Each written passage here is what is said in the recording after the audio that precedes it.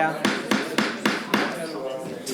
I would like to call the meeting to order. Could everybody please stand for the Pledge of Allegiance?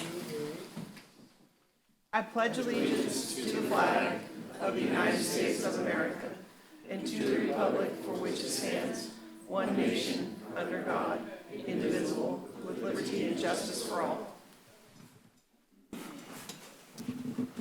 Thank you. Sandy, roll call. Councilmember Stacy Green. Present. Councilmember Kim Green. Here. Councilmember Bob Hall. Here. Councilmember Ken Palfini. I'm here. Mayor Susan Tavalero. I am here. Thank you very much. Non-agenda public comment. So now is the time. If anybody has anything they would like to say that is not on the agenda, can you please come forward? We need your name and address. Jennifer Dickinson, 16730 Ceruto Court, and this is not on the agenda. It's regarding Measure B. It kind of ties in, but not really. But I want to thank you, first of all, for having this meeting and giving your time you've dedicated to the city. Okay, so in the last meeting, I wasn't able to attend, and there was a comment made that Measure B is all about regulating indoor commercial cannabis grows, which I agree. It is about regulating the grows. But there were 171 validated signatures from residential voters that do not want Measure B. Ron Stock stated at one point to me that there already was an ordinance on the books, which I knew about, and that this new ordinance, Measure B, was all about protecting the city. Well, I disagree that there are some provisions in that that do not protect the city. And I'm only going to talk about one, but there are several, including the assignment exception. The ordinance provision that regards educational and entertainment permits will be allowed by your city administrator or manager. You did change, and it used to state just juveniles, which meant that even a third grade class could go on, but you changed it to 17.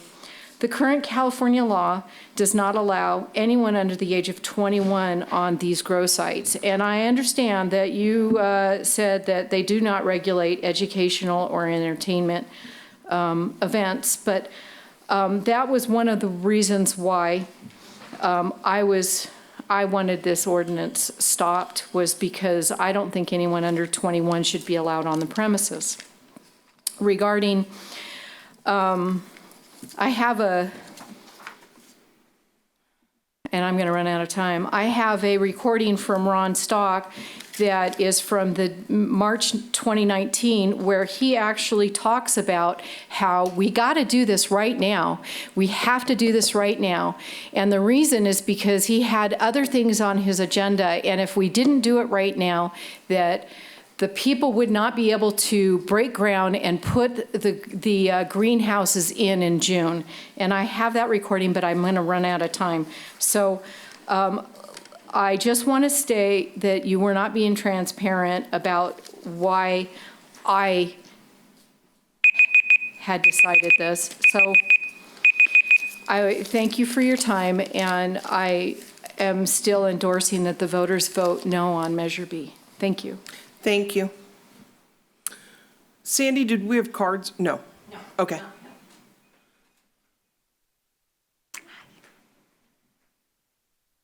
I don't know if I'm going to take a whole 3 minutes. That's fine. Your name and address? My name is Isis Whirl, and I live on 242 Spring Lane in Weed. And I came to bring something to everyone's attention that people are probably aware of already, which is why I think I might not take 3 minutes. And it's about the respiratory endangerment that Roseburg is causing by having huge piles of exposed mulch and sawdust in the yard. Last October, we were members of the community member for a little while, and I also have lived on Broadway. And before we moved to Broadway, I would run maybe 5 miles, run like the foot race running, like out running without getting winded, really. I mean, I'd be like fast heartbeat. We lived there for 1 year, and after running 1 mile, I could hear this. I'm not going to go into detail about traumatic events. I know that it's improved a lot over the last 60 years that Roseburg has. And I've heard that 30 years ago, if you put your clothes on the line outside, by the afternoon they were covered with tar. That's how bad the Superfund was. So I'm just going to propose these 2 ideas that it be talked about and discussed with the administrators of Roseburg, and I think it will save Lincoln Heights, the children of Lincoln Heights, the community center who wants to get out there and do activities and get the park going. And it's the idea that either they sack it with a plastic cover, or that they consider sacking it into small, soil-sized sacks and selling it as garden supply. That they may be able to sell, because people do love that mulch. We all love the really nice fragrance, but it does do damage, and possibly reproductive damage to the young people of Lincoln Heights is what I'm mostly concerned about. Well, there's a small sign that says Prop 65 over by the duck pond, way far. We happened to find it one day, and when I phoned them, they said, oh, it's just like cigarettes or coffee. It has to have a Prop 65 warning. And I dreamed about my daughter standing outside with her girlfriend her age smoking a cigarette, and I said, this isn't very cool. And I'm all for, natural forestry, for people doing reforestation and conscious forestation. And I'm not against the lumber mill at all. I know the jobs, the families that it supports. I'm just saying that one little thing, it's gone too far. And I don't think any of the kids want to lose their chance to have kids or put on a ton of weight or eat a ton of red meat so that they can try and reproduce, which seems to be happening. They're not having as much chemical sensitivity because they're being obese or they're eating a lot of red meat, which is kind of really bad for the community too. So I think that's all I had to say. Thank you very much. Thank you. Sure.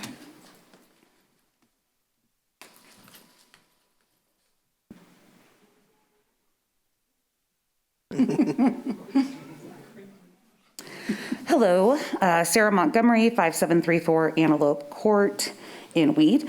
Thank you guys for being here. It's been a while since I've seen all of you, probably much to your pleasure.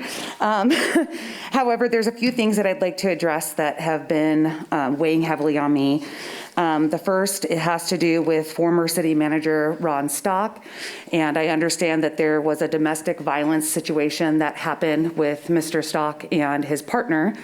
I have concerns that he was not arrested formally and that charges were not brought, and now he's running for a city council position. And that really bothers me as a victim of domestic violence. It's very concerning that this was not addressed by the city while he was underneath the employment of the city of Weed in a public manner. Secondly, I would like to address the parks being used right now for youth sports.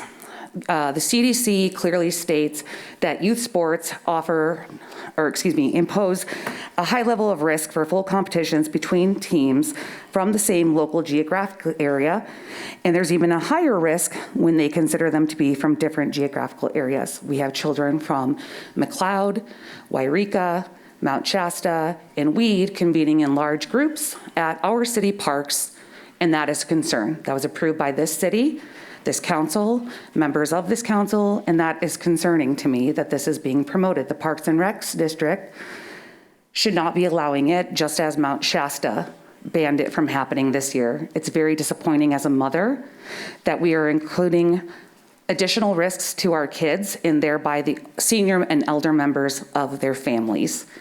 You have kids that are in school, kids that are about to go back to school, and we're essentially increasing the odds.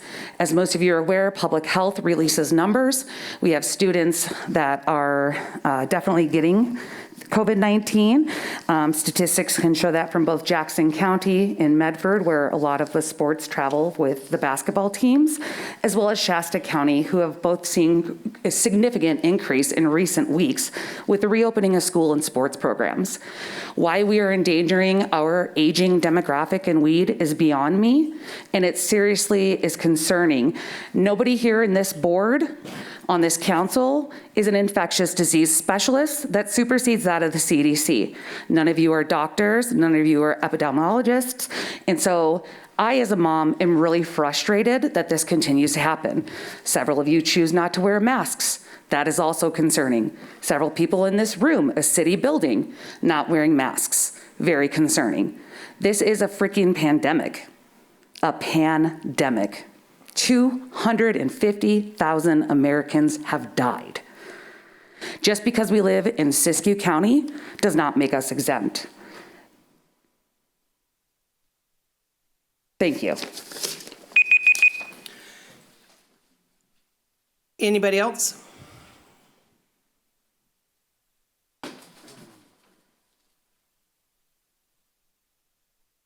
How are we doing? Hi, Shane. How are you? Name and address. Shane Phillips, 800 Chestina Drive and 548 Florence. And I'm Rodney Galgiani, same address. Okay. We just wanted to revisit the application review for the 90-day of the Canna Company. Should be on agenda for next month, and we just wanted to follow through with that. We kind of walked by the property, made sure that there was kind of seeing that, excuse me, that nothing hasn't really been done over there. So we're kind of prosperous that, you know, the application will probably come available, and we just wanted to be ready and, you know, have our application in your guys' hand with application fee as well. Yeah. Yeah, just want to let you know, Monday morning, we will turn in our application with application fee. And also, just, we all drive down Main Street every day. There's not a lot of activity happening there. Not a whole lot of anything like was said was going to be done. We would like to get a location there, really polish up Main Street, also bring some jobs to our community. As you guys can all see, you can see what it's done for me. A young man in our community who went from, you know, several job prospects to be able to have a life and career now. So you could give that to a lot of other people and good opportunities. Yeah, we've also lost 2 businesses on Main Street, and they were big businesses that helped our community tons, which you guys didn't receive tax dollars with, you know, and we are willing to pay a 3% tax rate on our retail. So just a reminder that it could be nothing but good, and our outreach is very good as well. So thank you guys for your time and all your hard work. Thank you, Shane. Thank you.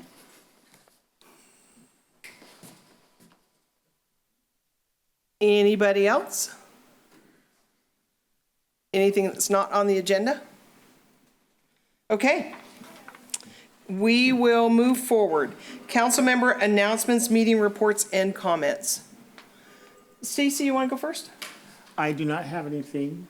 Just people are talking about the upcoming election, and some people are sharing their thoughts about our different measures that we have on board. So I'm not looking to discuss that, but I hope everyone will vote.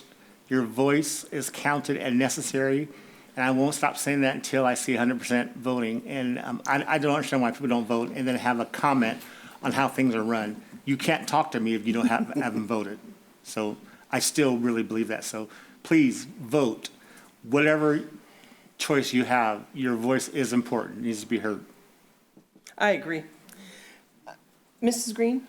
I have nothing. Okay. Mayor, You're up, Bob. you're off. Nothing this month. No? No. Okay. Nothing to report right now. Thank you. Ken?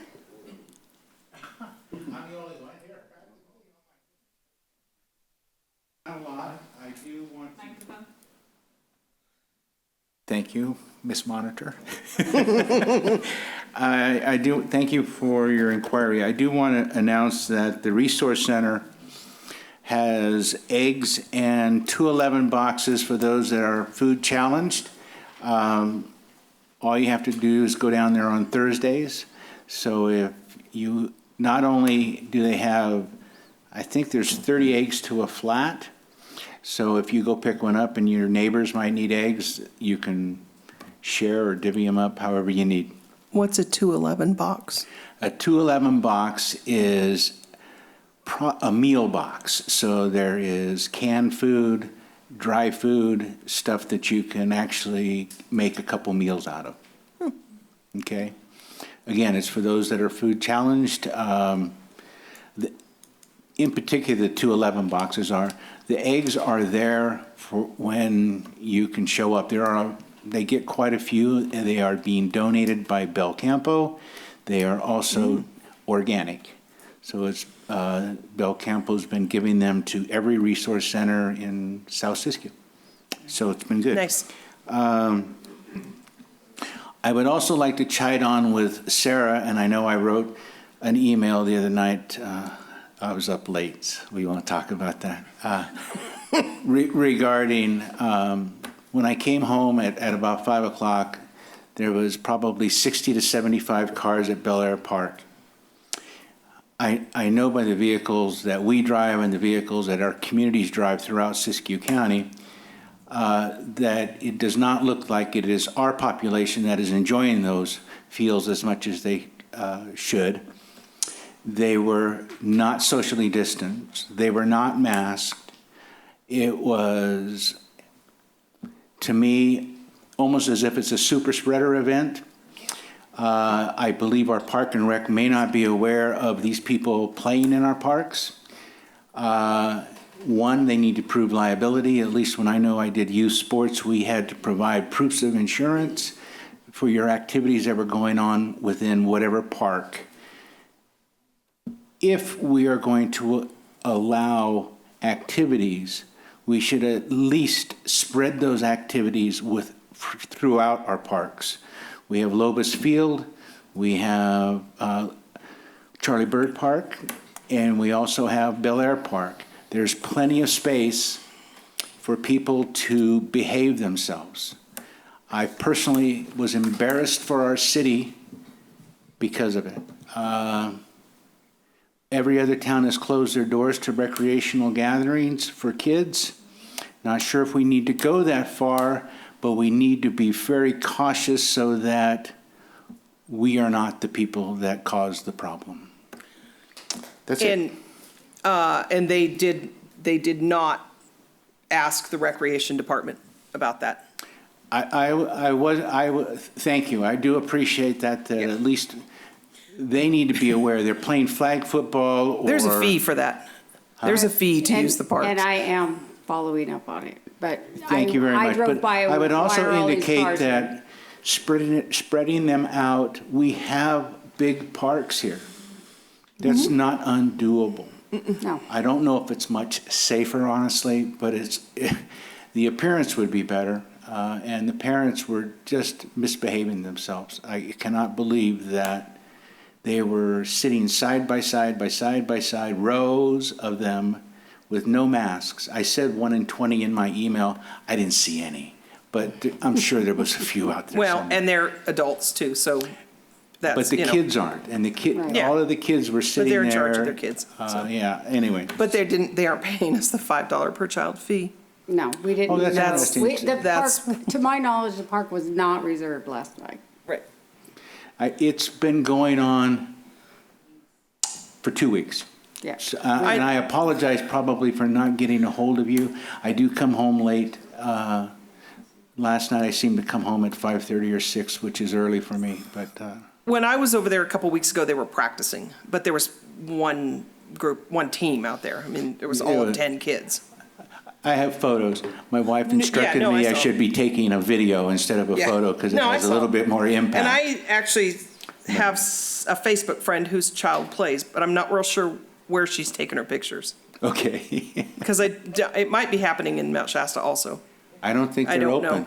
I don't think the parks, they announced that You they know, were not Kim? going to open. I don't. Yeah, okay.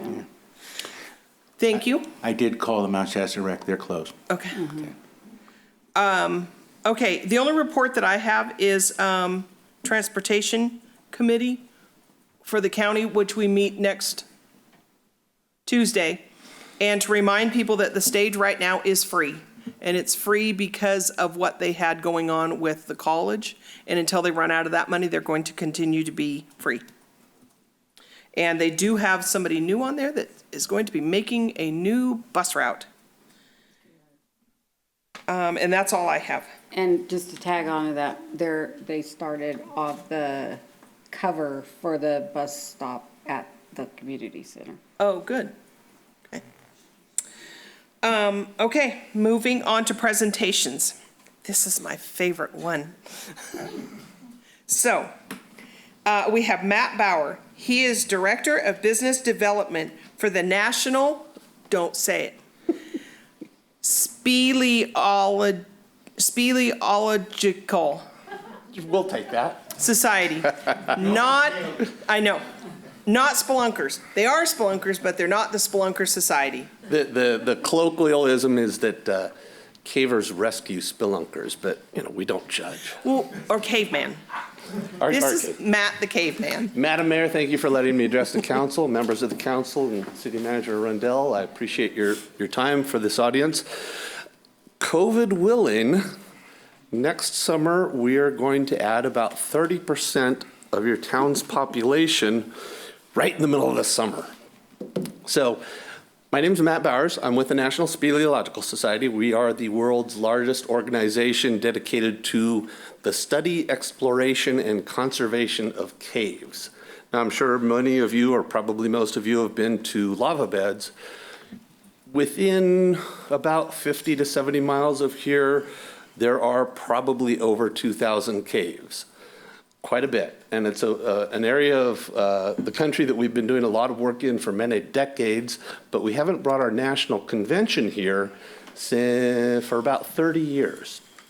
Next summer, we're bringing that, again, pandemic willing, back to Northern California at College of the Siskiyous. So in all politeness, I didn't want to land another 1,000 people on top of you without coming to the council and telling you who we were.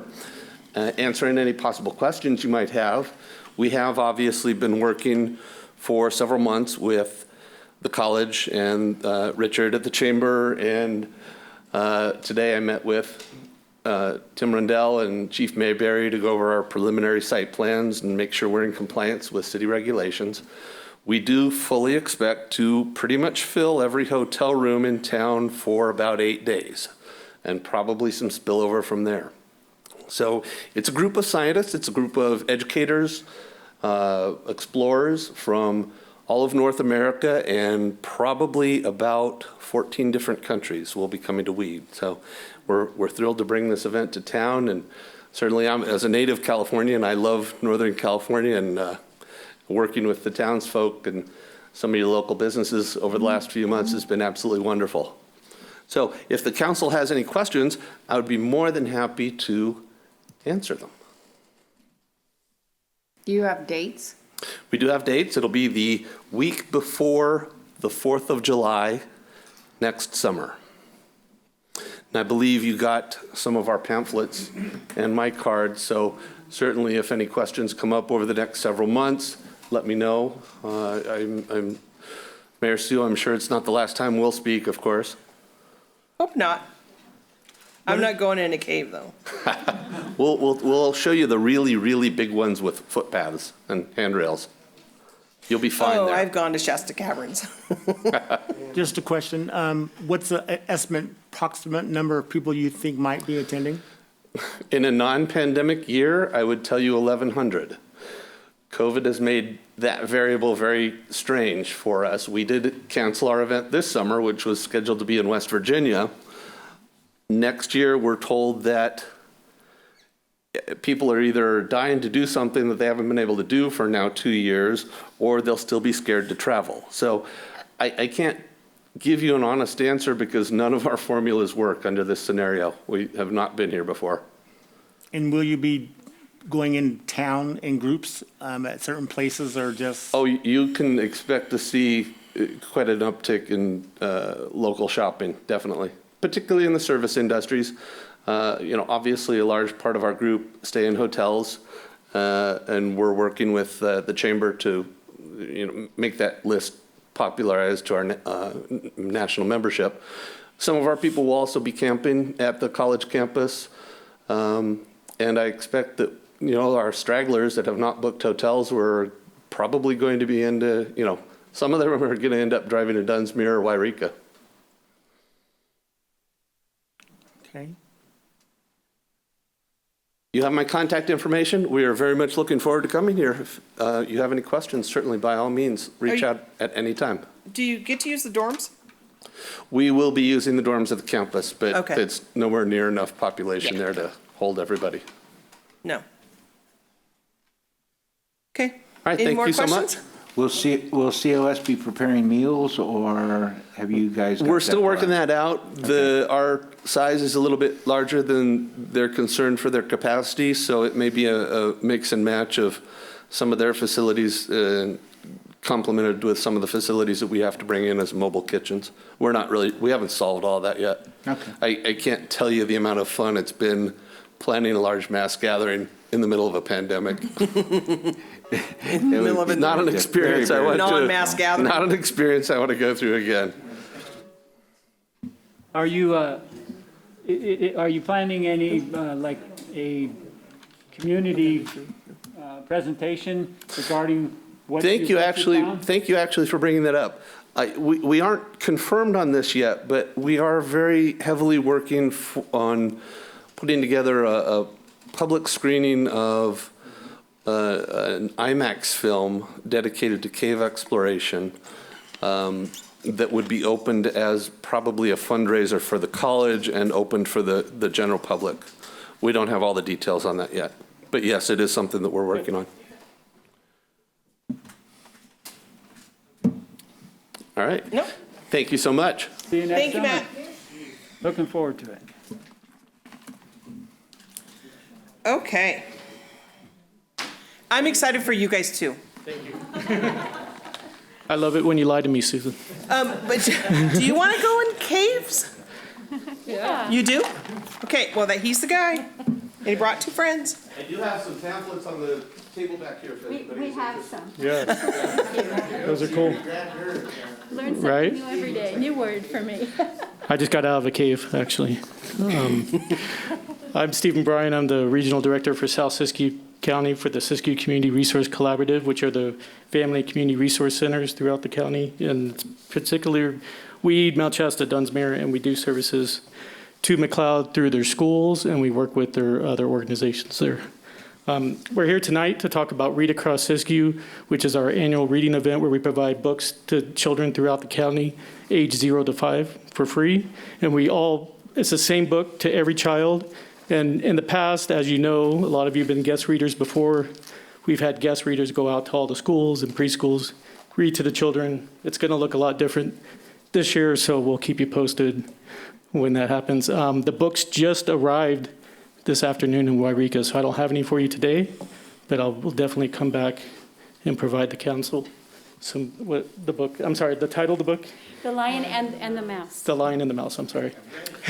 So this is Allison. She's with First 5 Siskiyou. Yeah. This is Jessica. She's one of our families that joins us for our parenting classes and is a participant with the Family Community Resource Center here. So she wanted to come along, so I said sure. She'd never been here. So So she lives down the we street. wanted her to read the proclamation, if that's okay. Yes. Okay, great.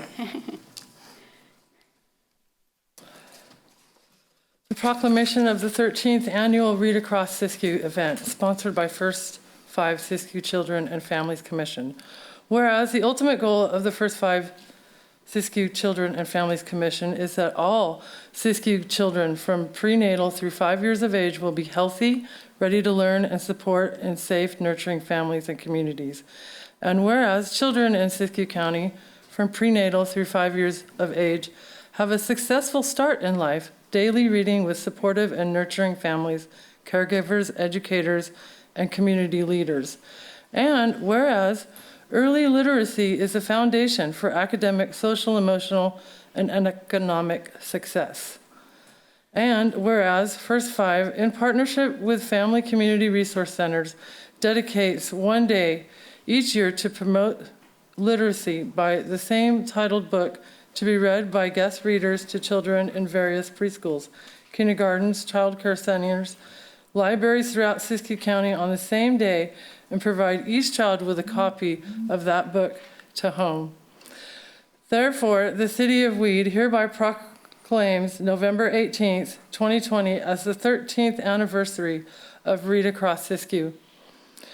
And be it that this body enthusiastically endorses daily reading, singing, and playing with children as a critical foundation for the healthy development of lifelong success. Thank you. Yes. How did you become a reader?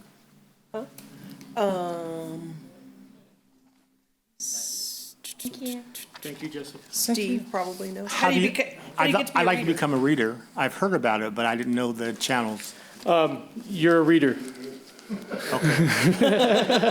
What day is it? I don't know, so it's November 8th, Wednesday, November 18th. 18th, sorry. November 18th. So, Oh, go sorry, ahead. go ahead. No, no. Oh, so I have even the smallest creatures can be of great help to the giant. So lion turned to the mouse and said, "Dear friend, I was foolish to ridicule you for being small. You helped me by saving my life after all." So the moral is kindness is never wasted. Everything has its own value. So usually I would never tell the end of a movie, but in this case I think we can. Have we figured out how the structure is going to, what the No, structure is going to look like? yeah, so Stacy and Ken, we're meeting together as a collaborative with First Five and figuring that out. So this is obviously a new time and era for us, so we want all the children and readers both to be safe and staff at the schools and preschools, so we don't want to bring people in and out.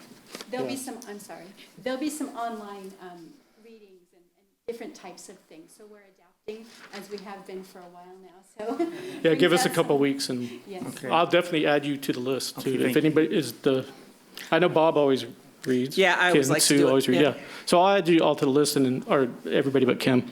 So I didn't mean to call you out there.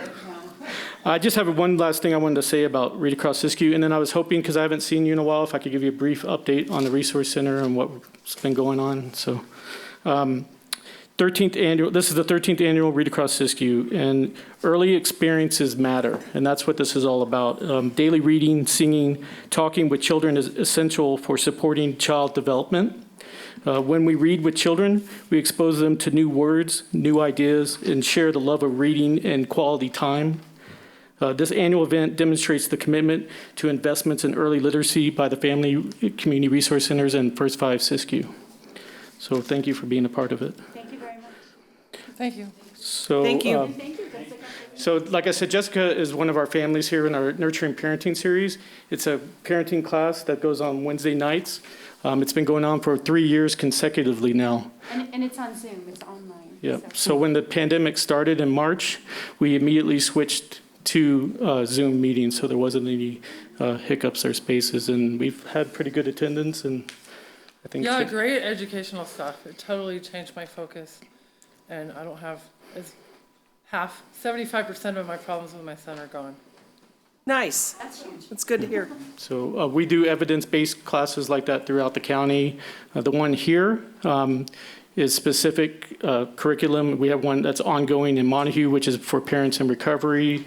We have Family Huey we're starting in Dunsmuir, which is a new program out of Hawaii where we teach families how to support themselves and build their own groups within the community and not have to rely on us or other people to bring them together, to give them the tools and the skills and let them build the community.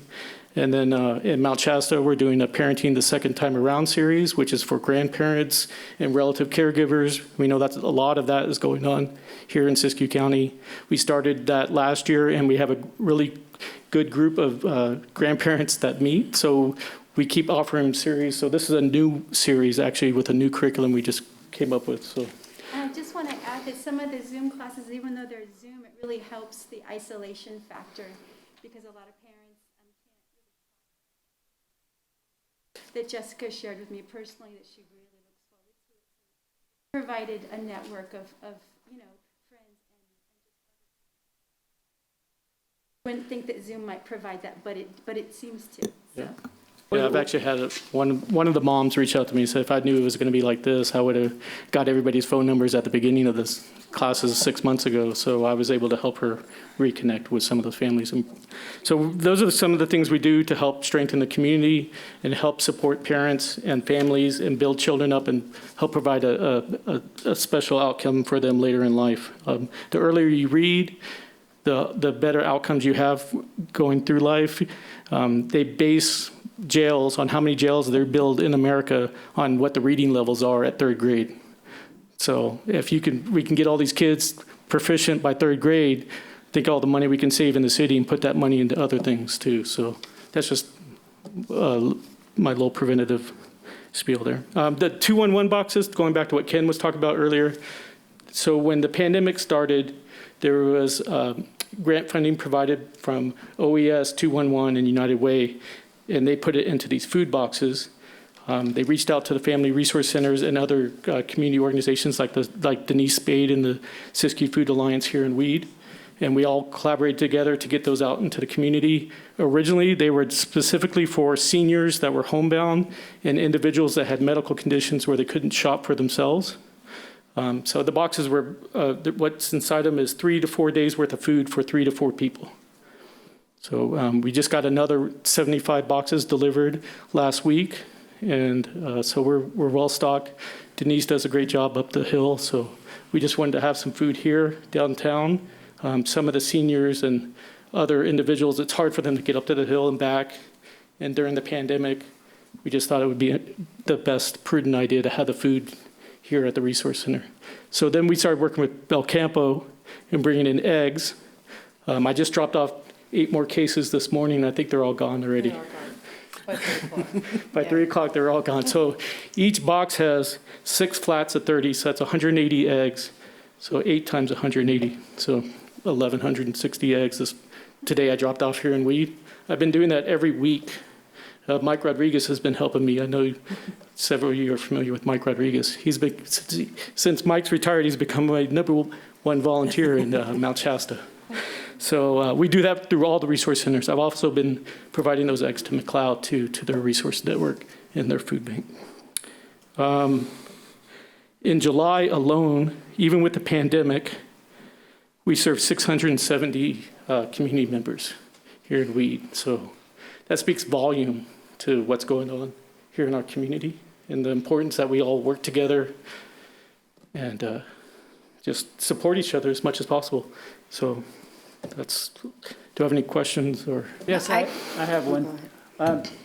What is the address for the Wednesday Zoom meetings? So you had to. What's the process to? So the best way to do it is to call the Resource Center here in Weed at 938-9914. What they have to do is pre-register, and then we'll send them the Zoom link. So for security reasons, we don't want to promote the Zoom link. Thank you. Yep, and we don't record these sessions. These are private bonding moments for the parents, so we don't want to mess up that. So, you know, we have the senior van. Yes. And one of our drivers, since the pandemic, rather than picking up the seniors and taking them to the store, he goes to the food bank, he goes to the store for them, he goes to the pharmacy, and then he just delivers them to, he has like certain people that he delivers every week, and then he randomly has other houses that he knows personally that need food, and he brings, so if they're having problems getting their boxes, let us know, and then on Tuesdays and Thursdays we can deliver those with the others that he's out doing. We kind of already went there. Sorry, Kim. Okay. David is great. Yes. So I know David, and he calls me sometimes. So we've been working. So we have a list of all the seniors, obviously, because of the senior nutrition program. Every week since the COVID started, we call all these seniors. Every week, check in with them. What do they need? We also, with Dave's help, are able to get those eggs and food boxes. He has been, like, he'll call us and be like, this person needs this, or, you know, yeah, he's awesome. He really cares and goes above and beyond for the community of Weed, but he was my child's music instructor at Big Springs Elementary, so he taught my son how to play guitar, so he's got a warm spot in my heart too. But thank you, Kim. That's awesome. I mean, so working with Parks and Recs has been a blessing for the Resource Center here too, because with Parks and Rec's help, we were able to do the Summer Fun Program for our families here in South County. We were able to use the pool in the afternoons. The kids were able to swim every day for 2 hours, I believe, in the afternoon. Yeah. So they would rotate because of COVID. A few of them would go in the pool at a time. But also, Parks and Recs provides a space for us when we can meet in person to do senior lunches. We do trainings and other programs there, so thank you. We're very happy with our relationship. And we can remind everybody that from 0 to 5 years old, they can sign up for the Dolly Parton Library? Absolutely. So Dolly Parton Imagination Library, every month, a child age 0 to 5 will get a book sent to their home. It's age-appropriate, vetted books, and they change as they progress. So. And they can sign up on imaginationlibrary.com. And you can just put your address and the county there, and so it makes it very easy. Yep, and if you have a problem signing up online, you can always come to the Resource Center. We have applications there. Imaginationlibrary.com. Yes. So I just want to give you guys some kudos because with my brand new grandchild who is in Coeur d'Alene, big city, and grandparents in Spokane, big city, neither one of them can get the imagination books because they're not in the those two cities are not part of their network. Yep. It's by and county, so yeah. here we are in Little Siskiyou County in our little town of Weed, and I can sign up for him, but they can't Yep. there. So I just Yeah. think Yeah, give kudos to the senior project. yes. Yes, and there's a lot of volunteers and community service organizations, and so First Five kind of leads the collaborative effort there, along with the Siskiyou Community Resource Collaborative, and so I'm pretty in awe of it too. And if every single county in the state gets it, Dolly Parton will come and play. In Siskiyou County. Yes. Oh, well, it should be that because we're doing a pretty good job. So. Well, it started here too, right? Yeah. So it started here in Siskiyou County. Actually, I have to look that up. Yeah, no, but it's by county though, so every county has to find an organization to step up to the plate A nonprofit. to be the representative for that area, so. And also Delta Kappa Gamma, I don't know if most people know who that is, but they're a big part of the Dolly Parton Imagination Library, which is a group of retired teachers. Some are active teachers, but they handle a lot of the bulk work of fundraising for Dolly Parton Imagination Library. Well, and Sandy, was it last year? The Weed Rotary made a major donation to Absolutely. Imagination Library Yes. for the children in Weed. So there is books out there for the kids in Weed. Absolutely, We can't get them all signed up, but we can certainly yes. pay for them to get the books. We Rotary is always there for the Resource Center too, so Yeah. thank you. Thank you so much, and we look forward to getting the signed proclamation, so I'll deal with that later. Thank you so much. Okay, thank you. Thank you, have a good night. Okay, moving. I'm sorry, I have one last thing. Yeah. I apologize. We're doing disaster preparedness trainings throughout the county. I've already been doing them in Dunsmuir and Mount Shasta. I'd like to start doing them here and for the community of Weed too. I can do them for organizations. I can do them for individual community members. We could do them on Zoom. We can do them in small groups together. We're flexible and we'll meet people where they're at to get the trainings done. But this is, as you know, this is very important for the area we live in. It gives them all the things to be thinking about and start making work your plan with your family, your friends. This is about getting people to start looking after their neighbors, communicate more with their neighbors, get to know each other like it used to be. So that's a lot about what we talk about this training. We had to look out for each other. It's a small rural area and fires can come through very quickly. As you know, we're sitting in a spot just a few years ago that How long was is the training? So the training, we partner with Rescue Ranch. So if the individual has pets, we put them in the pet training with us. So that's about an hour. If they don't have pets, it's 45 minutes to an hour, depending on how many questions. So I brought these. I'm going to leave with you. Yeah. Inside here is a flyer. It's an open-ended training flyer. You just call and say, I want to get on the list.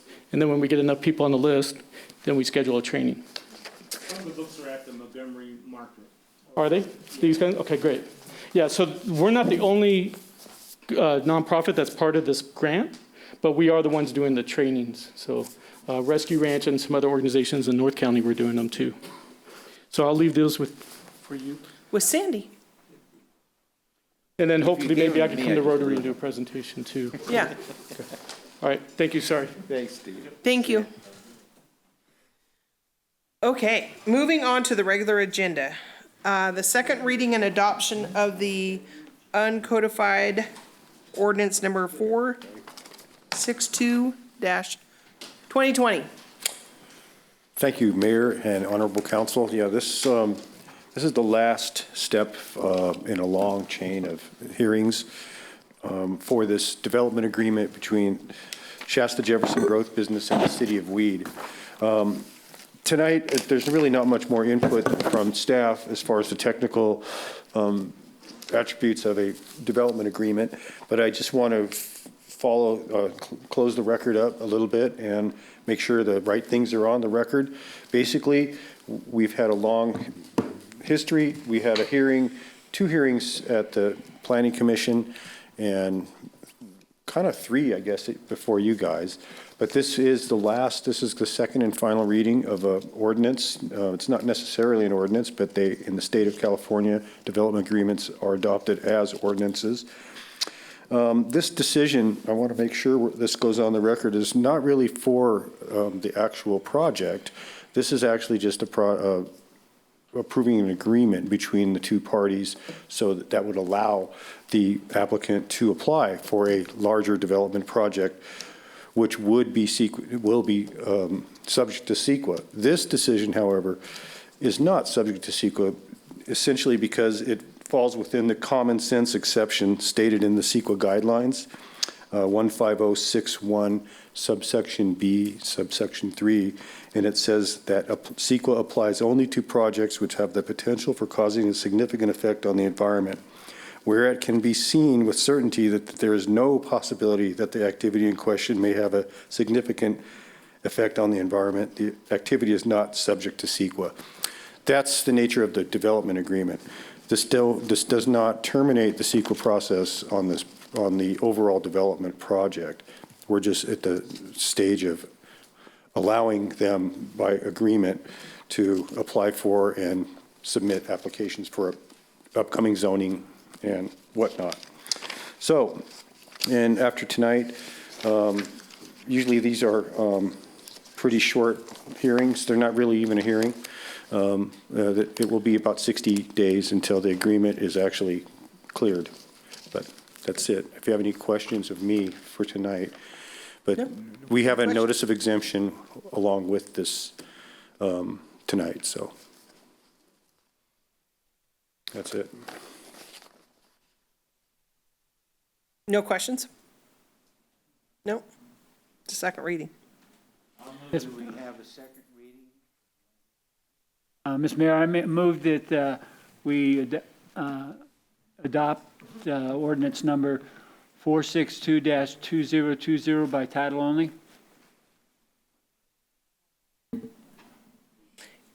It's been moved and seconded. All in favor? Aye. Aye. Any opposed? Ms. Mayor, I move that we adopt ordinance number 462-2020 for the development agreement between the city and Shasta Jefferson Growth Incorporated and adopt the notice of exemption.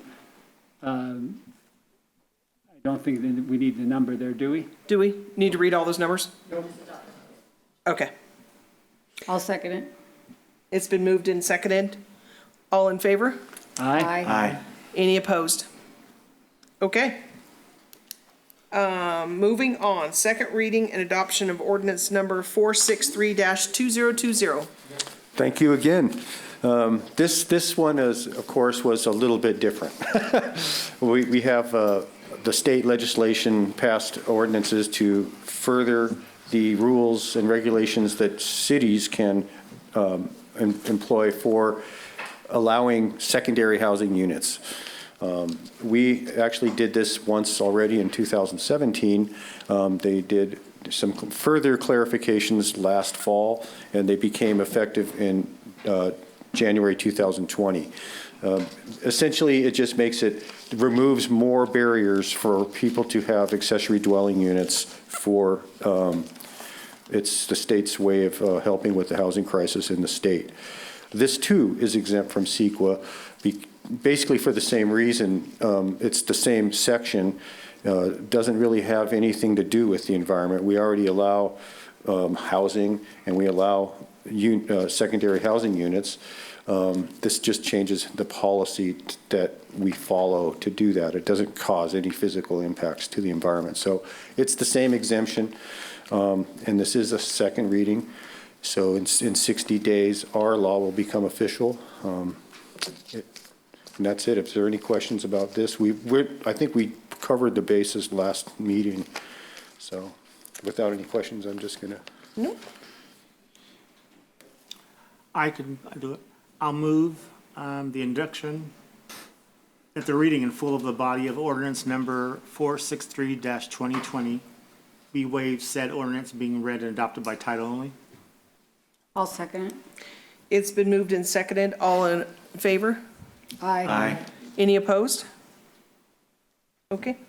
I'll move adoption of ordinance number 463-2020, an ordinance of the City Council of the City of Weed revising Chapter 18.52 of the Weed Municipal Code in regards to accessory dwelling units be adopted.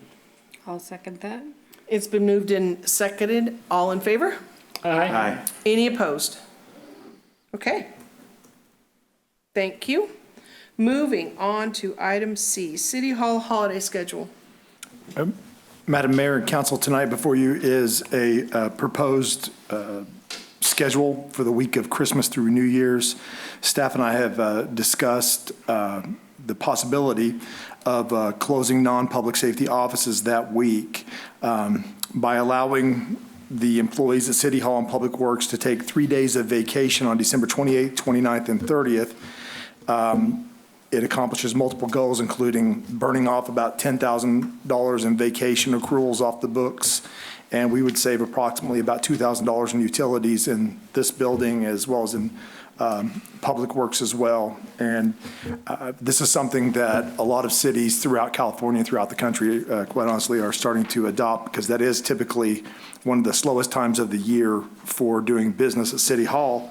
And however, I'd like the public to know that this does not affect public safety offices at all. Our fire and police emergency management will still be in full effect. It does not also affect any sort of emergency calls for water, sewer, sanitation, nor will it affect our snow removal. All of our people will still be on call and still be ready to go in an event that it essentially affects the staff here at City Hall and Public Works. And again, the Public Works guys, in essence, will still be on call in case they are needed. So.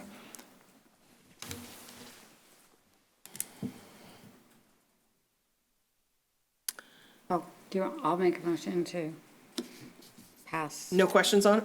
Nope. Anybody second, Kim? I'll second. Oh, we had to move? I didn't know we had to motion that. Do we have, take action? Yeah, okay. Yeah, you make a motion to approve the schedule. All right. Schedule. And I'll Ken second. seconded. I'll It's been motioned and seconded. All in favor? Aye. Aye. Okay, it's passed.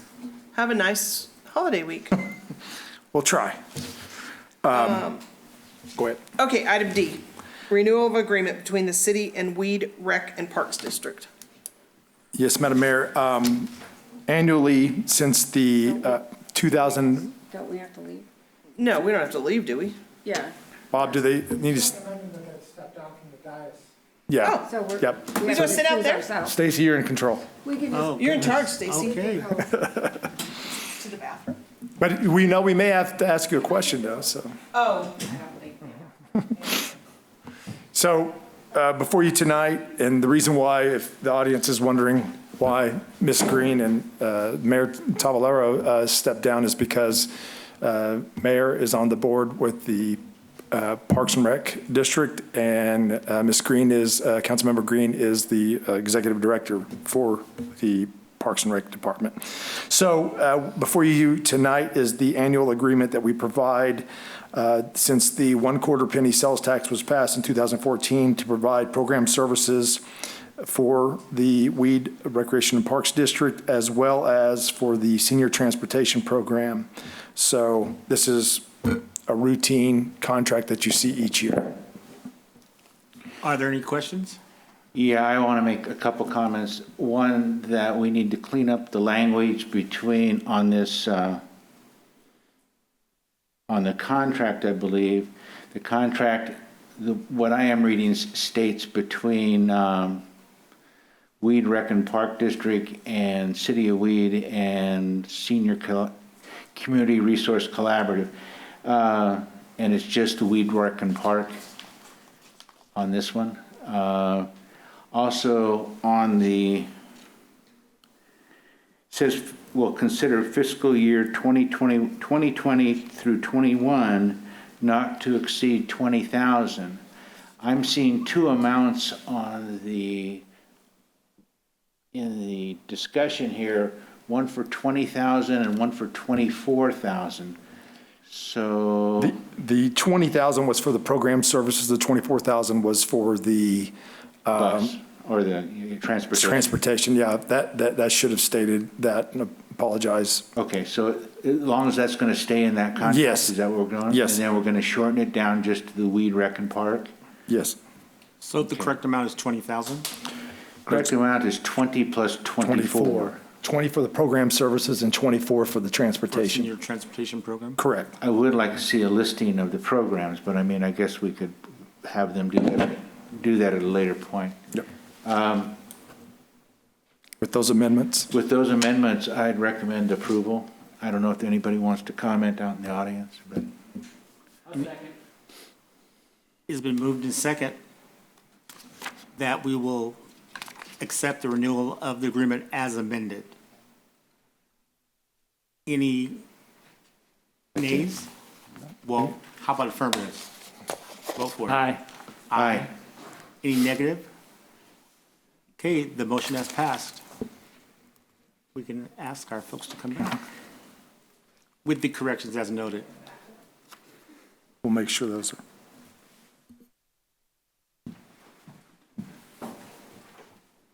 Okay, we're good?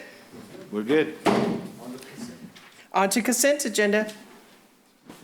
I make a motion to approve the consent agenda as written. Second. It's been moved and seconded to approve the consent agenda as written. All in favor? Aye. Any opposed? No? Good? It's not dark outside yet. We I can't go know, home. it's Hold on, we can wait till 7. 3 minutes, it's 6:30.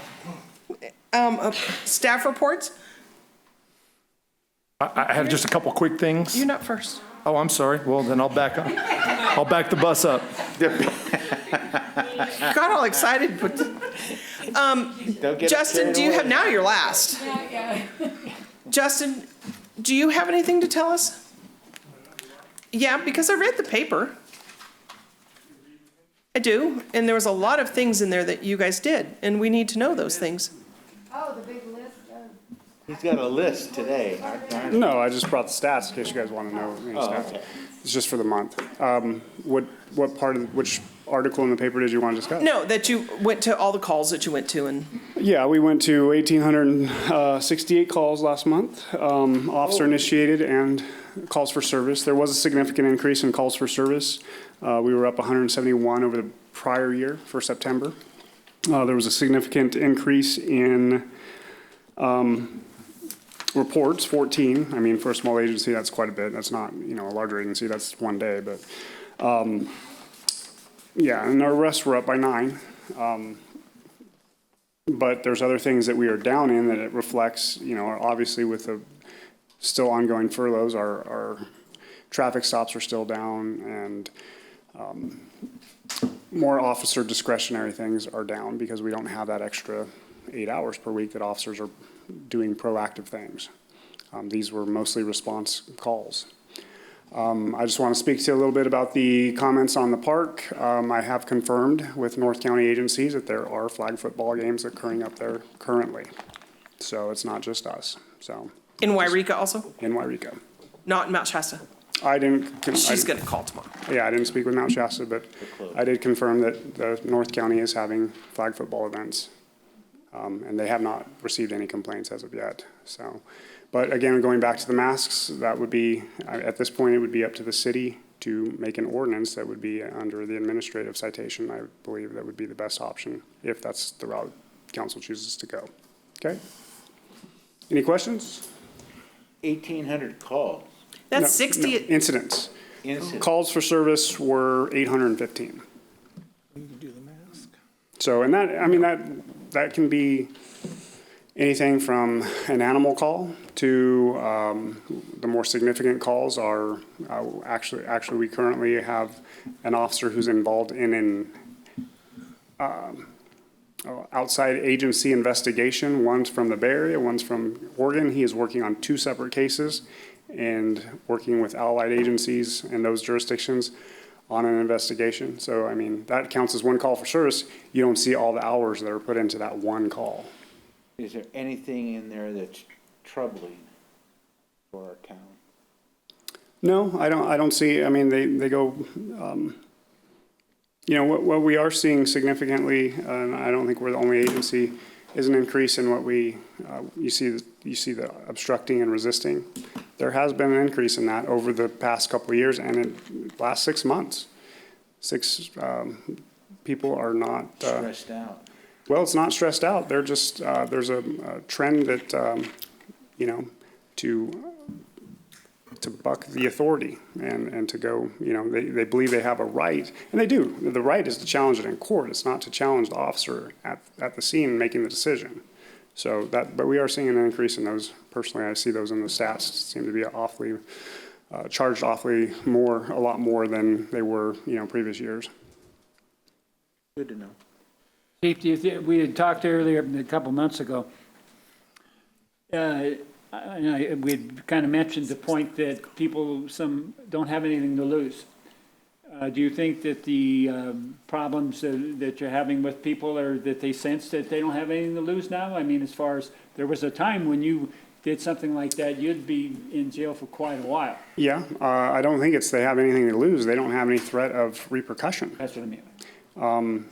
It's on the ballot. You spoke to the importance of voting. I'm not going to tell people how to vote, but no bail is on the ballot this November. So California decreased bail to 0 bail in many instances on particularly nonviolent crimes. But to a victim, you know, if you steal somebody's car, that to some people that is a violent crime. That's their only source of getting to work or. So, you know, that was brought up at the county level in the state discussion as to how this has gone since COVID and the no bail to try to keep people out of the jails and the spread of COVID. They wanted some specific circumstances. We arrested an individual down the street for stealing a car. He was booked into Wairika jail, and then he stole a car in Wairika and was arrested in Ashland, Medford area. So that's what we're seeing is there's no repercussion, no sense that they're going to get in trouble for what they're doing. Next time, save yourself the trouble just driving to Ashland, which you do not. Yeah. So You seem to be keeping a good track of it, and I think it's important that we understand that we want to stay abreast to any changes regarding this because, like I mentioned before, I think it's damn serious that when people don't have, I said nothing to lose, but the repercussion.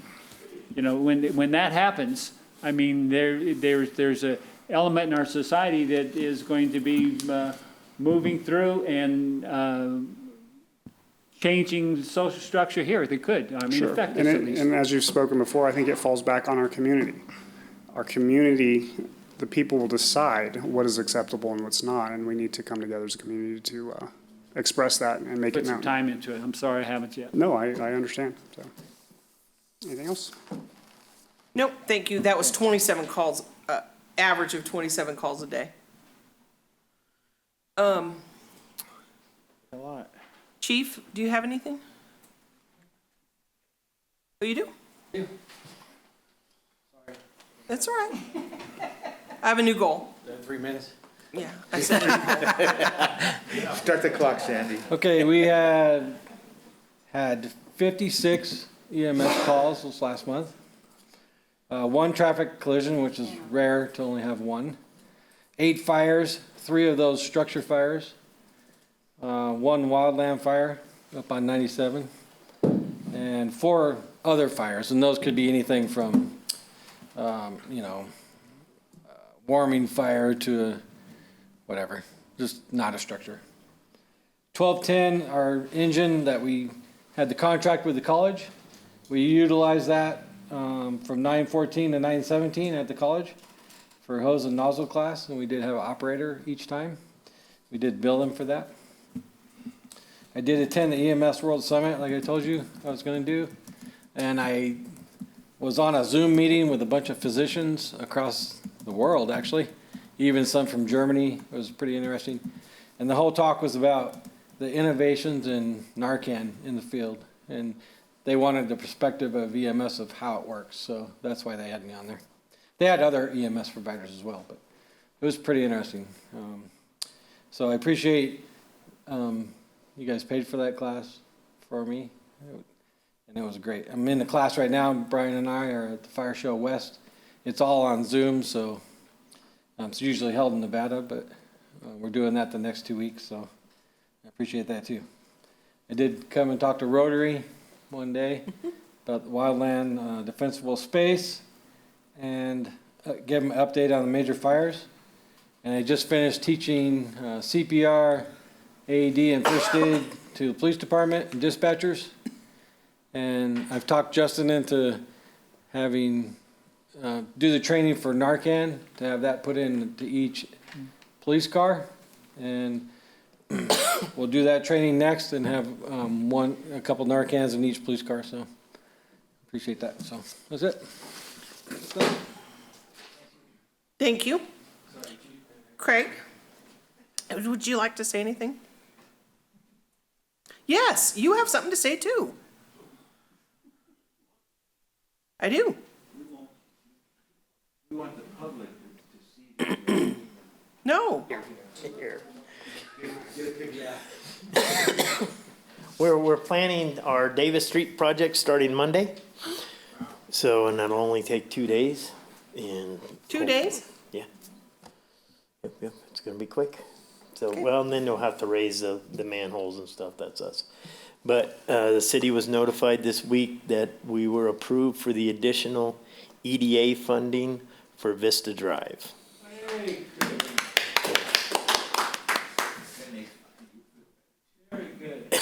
So we're gonna have to go back out to bid.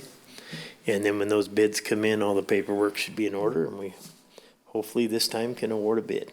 So this next summer, it's going to take 2 years to get it done.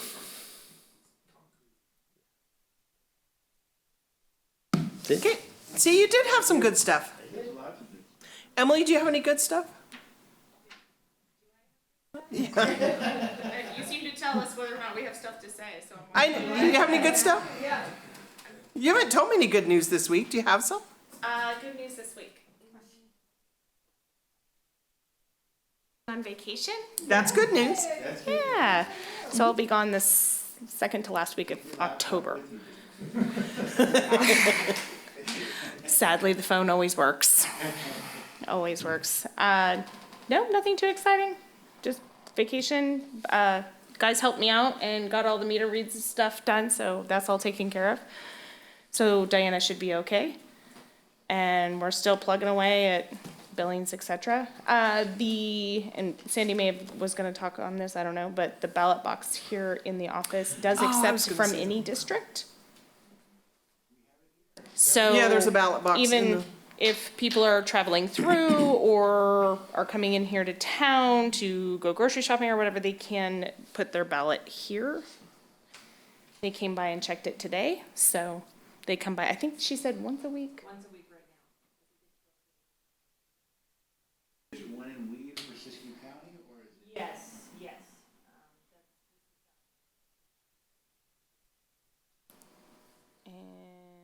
We got that out in the paper quite a bit. I just didn't know if we wanted to, it was kind of a Sandy thing, I put it in my letter. Laura put it out in the paper, in the press. Yeah, I did see it in the paper. And I think Laura also mentioned that if it is a mail-in, the postage is already paid, so. Yes. There really should be no reason for people not to vote.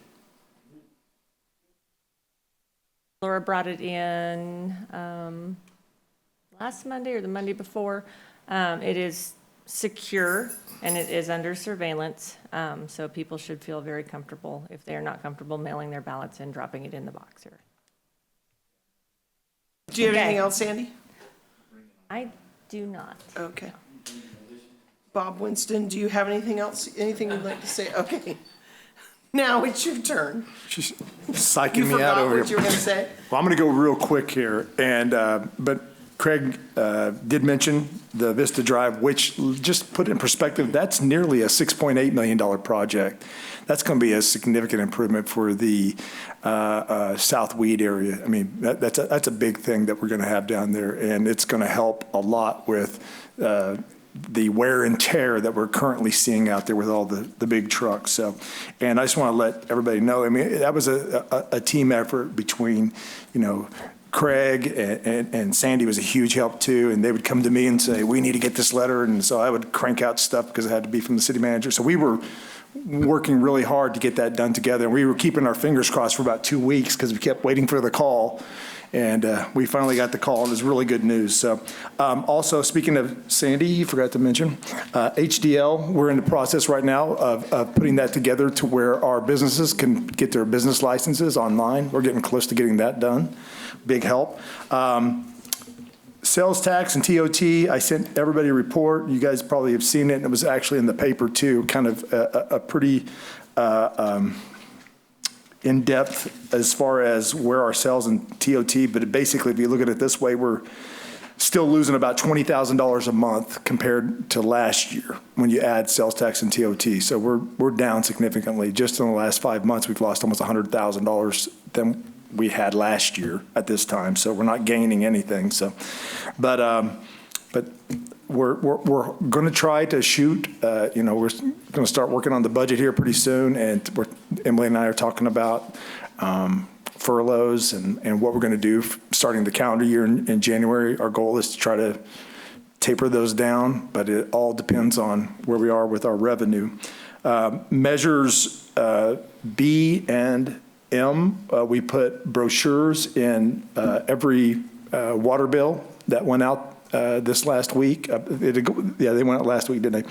So everybody should have gotten a brochure, a pamphlet, just explaining what those two measures entail to inform our public. And speaking of informing our public, I didn't know if Richard was going to be here from the chamber tonight, so I'll go ahead and steal his thunder because we need to get this out there.